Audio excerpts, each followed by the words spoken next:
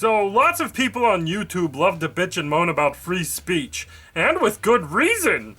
Block someone from your channel, you're violating your right to free speech. Bully someone off the site, you're violating the right to free speech. Flag a video, free speech. Change YouTube terms of service, free speech. Talk only in memes and emoticons and cuss words, free speech. Free speech, free speech, free speech. All these a-holes from all sides of the internet love to drag out free speech and weep over it like a dead cat. And well, they should. 'Cause one day, if things keep going the way they are, we'll just have to get a permit just to talk in public. I have a question. Oh great, the meat man has a question. Well, what is it?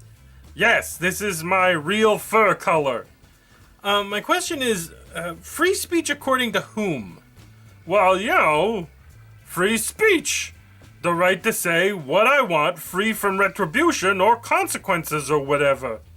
Yeah, I get the concept, but free speech according to whom? Some guys on the street? Something you read on the back of a box of dildos? Free speech according to... According to the Constitution. Duh. Great. Which one? What do you mean, which one? The Constitution. The United States Constitution? The Canadian? Cuban? East Timor? There are lots of constitutions out there, and each one defines free speech differently. You do know that every state in the Union has their own constitution and their own interpretations of what constitutes free speech, right? Sure. I mean, the one that would oversee YouTube. The US one. 'Cause YouTube is based in the United States and stuff, moron.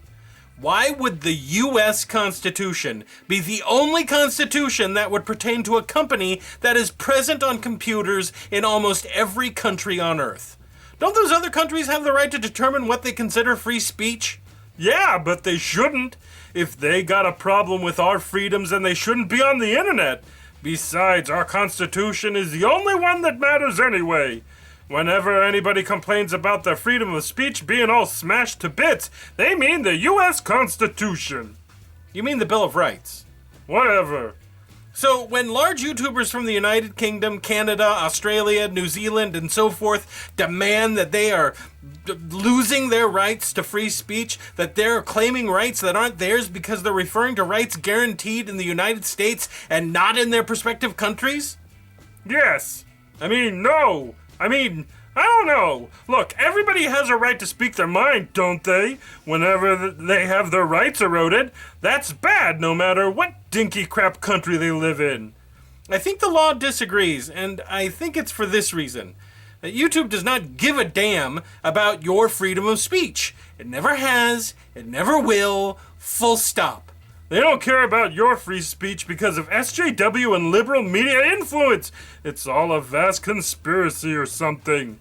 Yeah, that's it. That makes so much more sense than the fact that, as a business, YouTube is present everywhere, and it would be expensive and impossible for it to adopt the free speech policies of each and every one of them. So they coast on neutral and only ban things that they feel almost all the countries involved would have no problem with. But I see content blocked by region all the time. Theory exploded, dingus. Yeah, but that has more to do with money and copyright differences in other countries. It's mostly business crap. If one country has different releasing schedules or different interpretations for what it considers fair use, videos get blocked from playing in one form or another in other countries. Oh. And that's exactly what's going to happen on YouTube if people keep screaming about free speech. What do you mean? Well, what is free speech in one country isn't free speech in another country. If enough people continue to bellyache about free speech, eventually the only group that can actually do something about it will have to take care of it. What group is that? The Illuminati? No, politicians. The whole internet is headed for one gigantic legal hurricane. We're talking about a regulatory apocalypse. And that's bad. Sure. Imagine the day that you log into YouTube and discover that all the content that you're permitted to watch is only from one single region because of differences in the way each region views freedom of speech. So, like, if you're in America, you'd only be able to watch videos posted from other Americans? Sure. And if you're in the EU, then only EU videos, etc., and so forth. You'd still be able to see the videos as suggested in your subscription feed, but when you click on them, you get that screen that says something like, video restricted to viewers in the United Kingdom. But YouTube would go belly up. No, it wouldn't. Of course, videos uploaded by big companies would be the exception. Hey, maybe YouTube will make a whole program around it, where if you're a content creator with enough, nice guy points, you will be given permission to have your videos viewed in other regions. Nice guy points? Sure, if your videos are advertiser friendly and stuff. But that's censorship! YouTube is a public platform!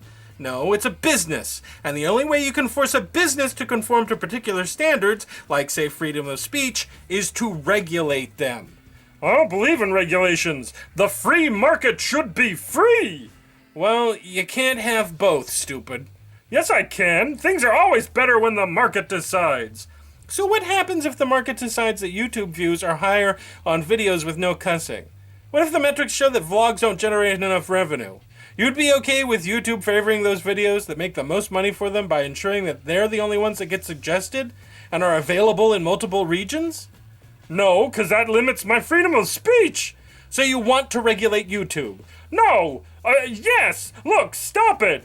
All I want is for YouTube to just kind of exist and let anybody post whatever they want. Even if it does it at a loss? Yes! And if it's in danger of going under, then the government should take control of it!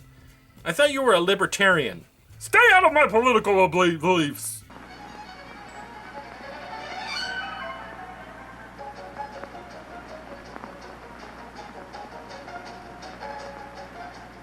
In America, we love movies. But have you ever wondered how scientifically accurate your favorite movies are? Sure, we all have. Well, here at the Cine-tific Institute, we subject your favorite movies to rigorous scientific testing to see if the science in them is up to snuff. Join Professor Jason Harding and Professor Aaron Sharp as they dissect film in the name of science and post their results in the form of a podcast. The Cine-tific Institute, where we put the science in fiction.